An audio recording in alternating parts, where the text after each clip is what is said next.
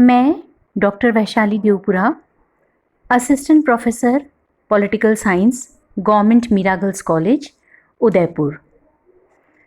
आज मैं BA second year political science के स्टूडेंट्स को संबोधित करना चाहूँगी।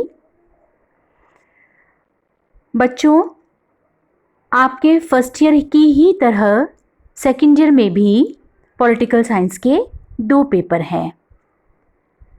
सेकंड पेपर जिस पर हम बात करेंगे वह है भारतीय राजनीतिक व्यवस्था, इंडियन पॉलिटिकल सिस्टम।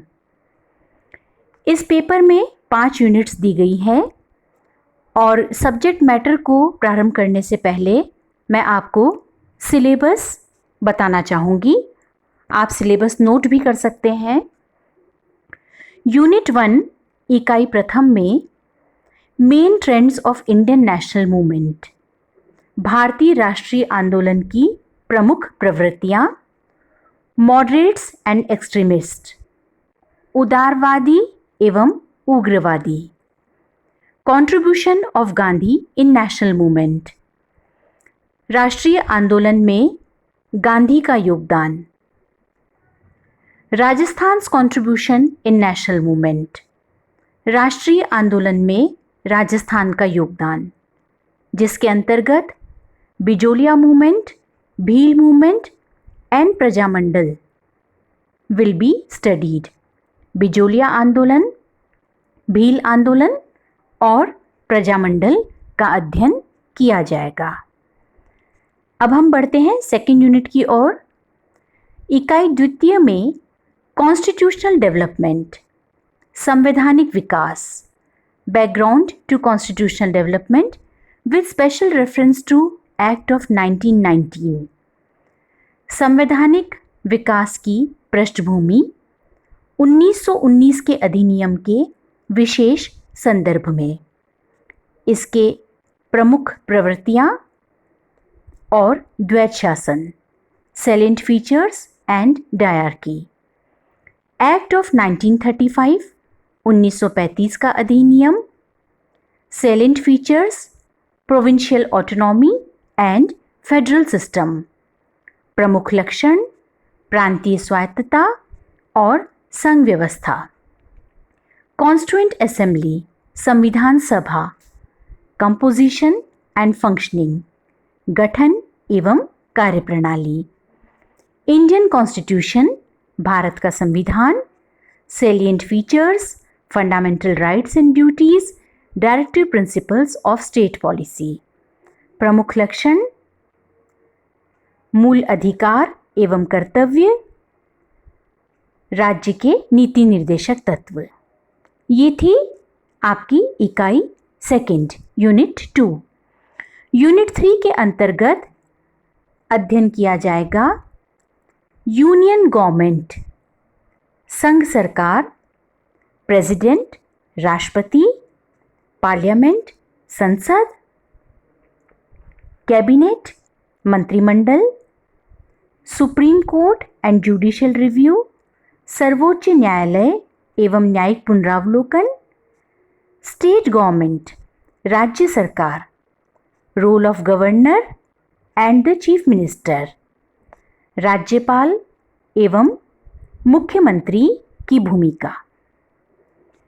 यूनिट 4 इकाई 4 के अंतर्गत सेंट्रल स्टेट रिलेशंस, केंद्र राज्य संबंध, electoral politics and coalition government at the national level, राष्ट्रीय स्तर पर चुनावी राजनीति एवं साझा सरकार, मेजर नेशनल पॉलिटिकल पार्टीज, प्रमुख राष्ट्रीय राजनीतिक दल, देयर ऑर्गेनाइजेशन एंड प्रोग्राम, उनका गठन एवं कार्यक्रम। ये थी यूनिट 4।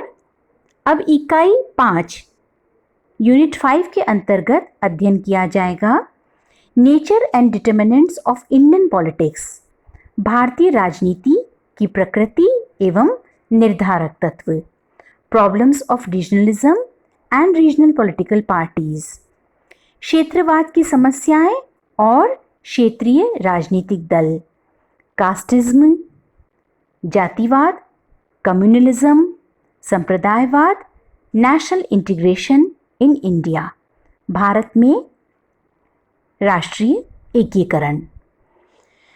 सिलेबस के बाद मैं आपको बच्चों बताना चाहूँगी कि सेकेंड ईयर का जो इंडियन पॉलिटिकल सिस्टम का पेपर आपको प्रतियोगी परीक्षाओं के लिए बहुत ही लाभदायक रहेगा।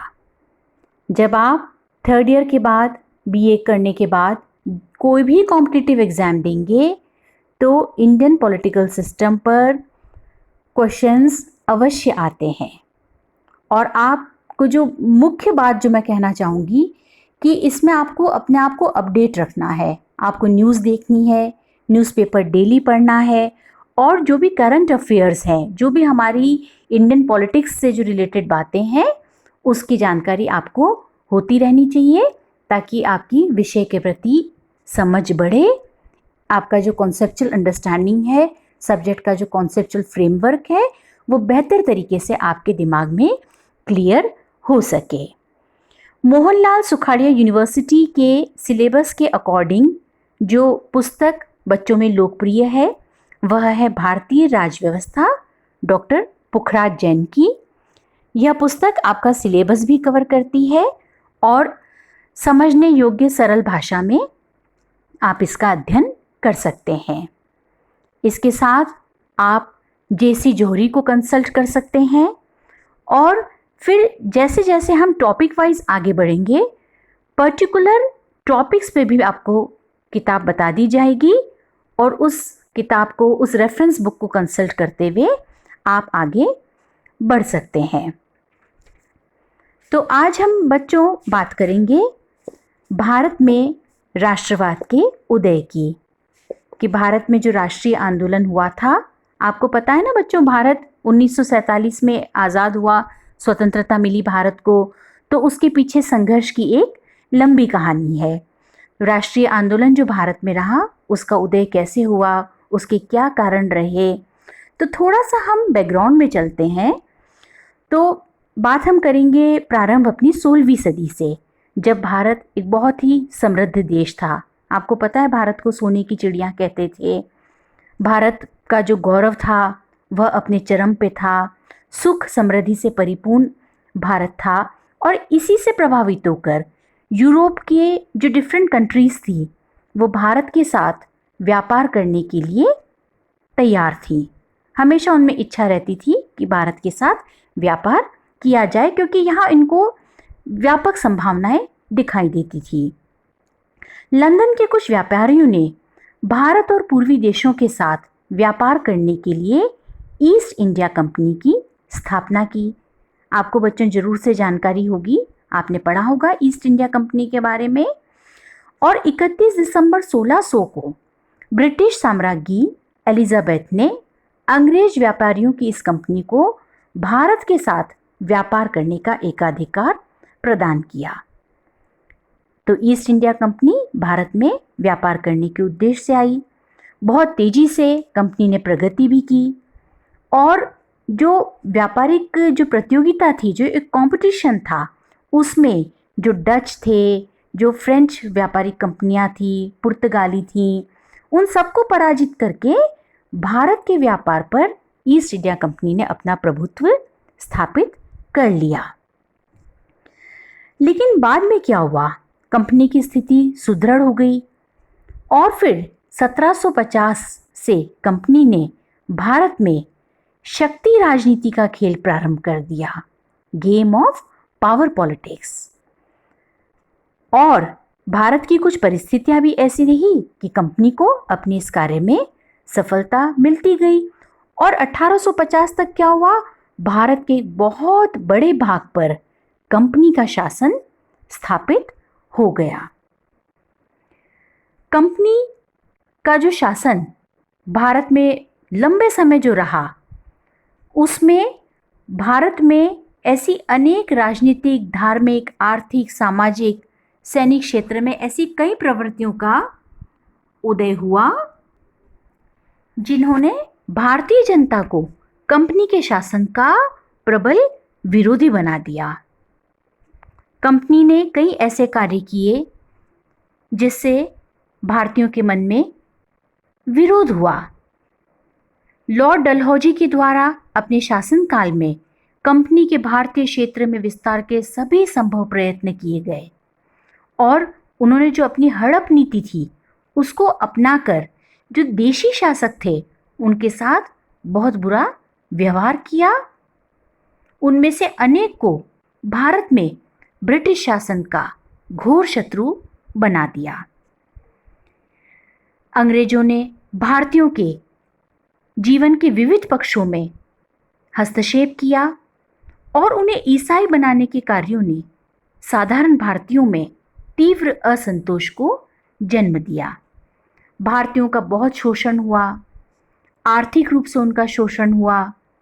जो गरीब थे और गरीब होते गए, जो श्रमिक थे, व्यापारी थे, जो सोसाइटी की जो डिफरेंट क्लासेस थी उनका एक्सप्लॉयटेशन होता गया और उनकी जो स्थिति थी वो दयनीय बनती गई। जो सैनिक क्षेत्र था उसमें भी अंग्रेज भारतीय सैनिकों के साथ भेदभाव करते थे। जो अंग्रेज अधिकारी थे उनका भारतीय सैनिकों के साथ बहुत बुरा व्यवहार रहता था। तो जो भारतीय सैनिक थे वो भी असंतुष्ट रहने लगे। जो उनको कारतूस दिए गए, आपको पता होगा बच्चों, उन्हें चिकना करने के लिए गाय और सूअर की चर्बी का प्रयोग किया गया था। तो उन्हें समझ में आ गया कि ऐसा क्यों किया जा रहा है, उनके धर्म को भ्रष्ट करने की चेष्टा की जा रही है। मतलब इतने सारे जो डिफरेंट तरह के जो टास्क उन्होंने किए, तो सभी और परिस्थितियां ऐसी हो गई थी कि भारतीयों के मन में धीरे धीरे असंतोष व्याप्त होने लगा, विरोध की प्रवृत्तियां पनपने लगी और इन सभी परिस्थितियों ने 1857 के स्वतंत्रता संग्राम को जन्म दिया। बच्चों, जरूर सुना होगा आपने 1857 के स्वतंत्रता संग्राम के बारे में, जिसका तेजी से प्रसार हुआ, लेकिन जो रिजल्ट्स थे वो जो एक्सपेक्टेशन थी उसके अकॉर्डिंग नहीं थे।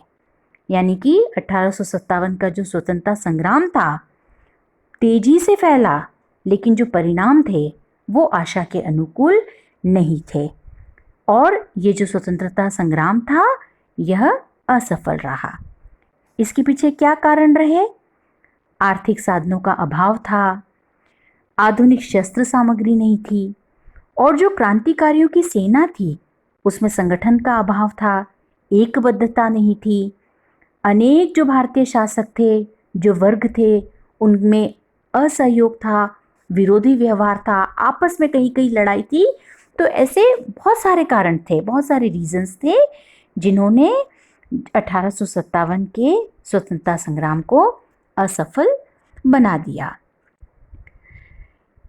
इस असफल संग्राम के फलस्वरूप ब्रिटिश शासन का ध्यान भारत में कंपनी के शासन की बुराइयों की ओर गया, जिसके फलस्वरूप क्या हुआ? 1958 के सत्ता हस्तांतरण और भारत के श्रेष्ठतर शासन हेतु कानून के आधार पर ब्रिटिश सम्राट ने भारत में कंपनी के शासन का अंत कर भारतीय शासन को अपने हाथ में ले लिया। लेकिन सत्ता जो ये ट्रांसफ़र हुई उससे भारत की जो जनता थी उसकी स्थिति में, उसकी तकलीफ़ों में कहीं कोई कमी नहीं हुई और विदेशी शासन जो था उसके प्रति विरोध की भावनाएं बढ़ती गई। उनके मन में विरोध हुआ, घृणा की भावनाएं पनपी, क्योंकि कहीं ना कहीं उनका व्यवहार ऐसा था जो भारतीयों के मन को चोट पहुंचाता था, उन्हें हीन बताता था, जनता भेदभाव का शिकार थी। तो ऐसी परिस्थितियों के कारण जनता को लग रहा था हमारा शोषण होता जा रहा है। तो ऐसी भावनाओं ने कालांतर में भारत में राष्ट्रीय आंदोलन को जन्म दिया। तो यह तो थी बच्चों पृष्ठभूमि भारत के राष्ट्रीय आंदोलन की, कि भारत का जो राष्ट्रीय आंदोलन था कैसे, मतलब क्यों इसका उदय हुआ, क्या इसके कारण रहे, हमने जो बात करी वो ईस्ट इंडिया कंपनी की स्थापना से करी कि कैसे कैसे ईस्ट इंडिया कंपनी भारत में व्यापार करने के उद्देश्य से आई, लेकिन व्यापार करने के उद्देश्य के साथ यहाँ पे आई, लेकिन धीरे धीरे सभी क्षेत्रों में हस्तक्षेप करना प्रारंभ कर दिया। जो भारतीयों का सामाजिक जीवन था, राजनीतिक जीवन था, आर्थिक जीवन था, धार्मिक जीवन, सारे विविध क्षेत्रों में हस्तक्षेप करना शुरू कर दिया। भारत की जनता के साथ भेदभाव किया, भारतीयों का शोषण किया और साम्राज्यवादी नीति अपनाने की सोची। तो ऐसी परिस्थितियों को जन्म दिया जिससे भारत की स्थिति खराब होने लगी, जनता में विरोध की भावनाएं आने लगी, जनता की स्थिति दयनीय होने लगी। तो इन स्थितियों में राष्ट्रीय आंदोलन का जन्म हुआ। तो बच्चों, अब हम जानेंगे कि भारत में राष्ट्रीय आंदोलन के उदय के पीछे क्या कारण रहे। बच्चों को सबसे पहले बताना चाहूंगी कि कांग्रेस की स्थापना कब हुई? 1885 में। भारत में राष्ट्रीयता के उदय का उल्लेख कांग्रेस की स्थापना के समय 1885 से किया जाता है और भारत का राष्ट्रीय आंदोलन विश्व के किसी भी दूसरे देश में इसी प्रकार के आंदोलन की तरह राजनीतिक, आर्थिक और सामाजिक विविध शक्तियों और कारणों के संयोग का परिणाम था। बहुत सारे कारण रहे राष्ट्रीय आंदोलन के उदय के पीछे और उनमें से कुछ प्रमुख कारणों पर हम चर्चा करेंगे, बात करेंगे, उन्हें जानने और समझने का प्रयास करेंगे। सभी जो कारण हैं उनको आज ही समाहित करना संभव नहीं हो सकेगा, क्योंकि बहुत जल्दी जल्दी अगर हम पॉइंट्स को डिस्कस करेंगे तो शायद बच्चे समझ ना पाए। तो कुछ पॉइंट्स को हम आज अंडरस्टैंड करने का प्रयास करेंगे और जो बचे हुए पॉइंट्स हैं उनको हम नेक्स्ट क्लास में डिस्कस करेंगे। तो बैकग्राउंड बच्चों आपने समझ लिया और प्रश्न भी कई बार ये पूछा जाता है कि भारत में जो राष्ट्रीय आंदोलन है उसके उदय के क्या कारण रहे। तो पहला कारण मैं आपको बताना चाहूँगी 1857 का स्वतंत्रता संग्राम, जिसकी अभी हमने बात करी थी। यह जो स्वतंत्रता संग्राम था यह सैनिक विद्रोह से कहीं अधिक था और भारत में बहुत तेजी से फैला। जनता ने विद्रोह किया और भारतीय स्वतंत्रता के युद्ध का एक रूप धारण कर लिया।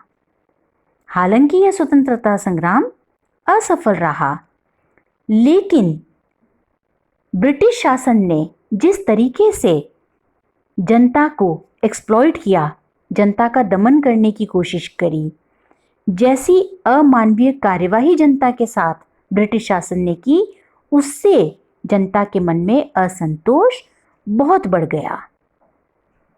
ब्रिटिश शासन ने जो दमन किया उसके संबंध में सर चार्ल्स डिल्के, उनकी किताब है ग्रेटर इंडिया, उन्होंने उसमें लिखा भी है कि अंग्रेज़ों ने अपने कैदियों की बिना न्यायिक कार्यवाही के और ऐसे ढंग से हत्या कर दी जो सभी भारतीयों की दृष्टि में पाशविकता की चरम सीमा थी।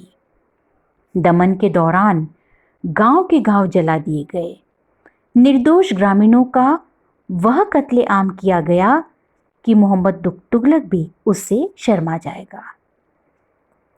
तो भारतीयों के मन में बहुत असंतोष पनपा और उनमें यह भावना पैदा हुई कि अंग्रेजों से बदला लेना होगा। उनके मन में अंग्रेजों के प्रति घृणा हो गई। तो पहला कारण तो यह था 1857 का स्वतंत्रता संग्राम। दूसरा जो कारण है भारत में राष्ट्रीय आंदोलन के उदय का, वह है राजनीतिक एकता की स्थापना। ब्रिटिश शासन से पहले भारत में राजनीतिक एकता का अभाव था, लेकिन बाद में ब्रिटिश शासन संपूर्ण देश को एक केंद्रित शासन के अंतर्गत लाने में सफल हुआ। आवागमन साधनों का विकास हुआ, भारत में ब्रिटिश साम्राज्य की स्थापना के साथ संपूर्ण भारत में एक सी शासन व्यवस्था स्थापित हो गई और भारत राजनीतिक दृष्टि से एक रूप सा हो गया। ब्रिटिश शासन का उद्देश्य हालांकि भारत में राजनीतिक एकता उत्पन्न करना नहीं था, लेकिन पूरे देश में एक ही प्रकार की शासन व्यवस्था और जो मीन्स ऑफ कम्युनिकेशंस का डेवलपमेंट था, उसके फलस्वरूप संपूर्ण देश पहली बार राजनीतिक दृष्टि से एक इकाई बन गया। तो यह था दूसरा कारण, राजनीतिक एकता की स्थापना। तो दो कारण अभी आपको मैंने बताए भारत के राष्ट्रीय आंदोलन के उदय के। इसके साथ कई और कारण भी है जिनका योगदान रहा है भारत के राष्ट्रीय आंदोलन में। उन कारणों पर चर्चा हम अगली क्लास में करेंगे। आप बच्चों साथ साथ पॉइंट्स भी नोट करते जाइए। पहला पॉइंट 1857 का स्वतंत्रता संग्राम, दूसरा राजनीतिक एकता की स्थापना, और इसके अतिरिक्त जो अन्य कारण हैं उन पर हम सविस्तार अगली कक्षा में चर्चा करेंगे।